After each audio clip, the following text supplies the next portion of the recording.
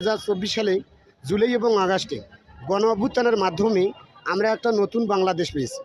এই বাংলাদেশের ছাত্রদের রক্তের বিনিময়ে আমরা একটা নতুন বাংলাদেশ পেয়েছি এবং এখানে একজন সরকার অন্তর্বর্তীকালীন সরকার প্রফেসর ডক্টর ইউনূস গঠিত হয়েছেন এবং আমরা 2024 সালে অন্তর্বর্তীকালীন সরকার গঠন হওয়ার পর আমরা আমাদের দাবিগুলো বিভিন্ন প্রতিষ্ঠান বিভিন্ন সংস্থা যেমন প্রফেসর ডক্টর ইউনূস অন্তর্বর্তীকালীন সরকারকে দাবি জানিয়েছিল।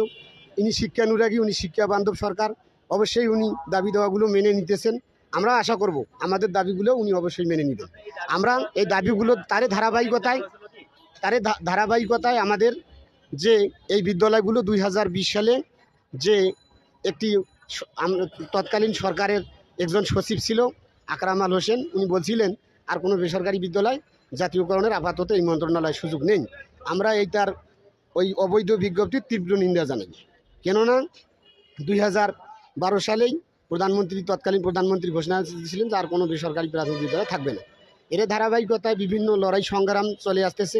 যেহেতু লড়াই সংগ্রামের পৃথিবীতে যে অর্জনগুলো হয়েছে লড়াই সংগ্রামের মাধ্যমে অর্জন হয়েছে, তাই আমি বলতে চাই এর ধারাবাহিকতায় 2025 সালে মানে রানিং বছরে আমরা যে আন্দোলন করেছিলাম, আমাদের প্রধান উপদেষ্টার কার্যালয় লং মার্চ ছিল। এই লং মার্চের মাধ্যমে আমরা এখানকার পুলিশ প্রশাসন আমাদের 6 জন প্রতিনিধিকে প্রধান উপদেষ্টার কার্যালয়ে নিয়ে গিয়েছিলেন এবং ওখান থেকে ওনারা আশ্বাস করেছিলেন, বলছিলেন যে 10 কর্মদিবসের মধ্যে আপনাদের একটা জাতীয়করণের সারসংক্ষেপ প্রেরণ করা হবে। 7 কর্মদিবসের মধ্যেই একটি জাতীয়করণের সারসংক্ষেপ মন্ত্রণালয় প্রেরণ করেছে এবং ওই চিঠিতে উল্লেখ করেছেন 27/5/2012 সালের পূর্বে প্রতিষ্ঠিত পাঠদানের জন্য পাঠদানকৃত স্থায়ী ও অস্থায়ী রেজিস্ট্রেশনকৃত বেসরকারি বিদ্যালয়গুলো জাতীয়করণের জন্য প্রসেস করা হবে মন্ত্রণালয় নির্দেশ করেছিলেন। এর ধারাবাহিকতায় গত 28 ফেব্রুয়ারি 2025 প্রাথমিক ও গণশিক্ষা মন্ত্রণালয়ে একটি কনসালটেশন কমিটি গঠন হয়েছিল। কনসালটেশন ইংরেজি শব্দ, এর বাংলা অর্থ হয়েছে মত বিনিময় সভা বা অভিজ্ঞ কারো কাছ থেকে, শিক্ষানুরাগী কারো কাছ থেকে, কর্মকর্তাদের কাছ থেকে মতামত নেওয়া, এটা ইংরেজি শব্দ, এটার বাংলা হচ্ছে মত বিনিময় সভা।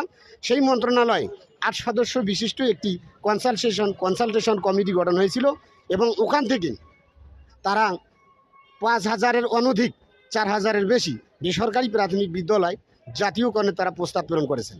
জাতীয়করণের আমরা মন্ত্রণালয়ে আমাদের প্রতিনিধিগণ যোগাযোগ করেছেন, সচিব মহোদয় এবং প্রাথমিক শিক্ষা উপদেষ্টা মহোদয়, ওনারা বলছিলেন যে আমরা আপনাদের যে জাতীয়করণের প্রস্তাব প্রধান উপদেষ্টার দপ্তরে প্রেরণ করেছি।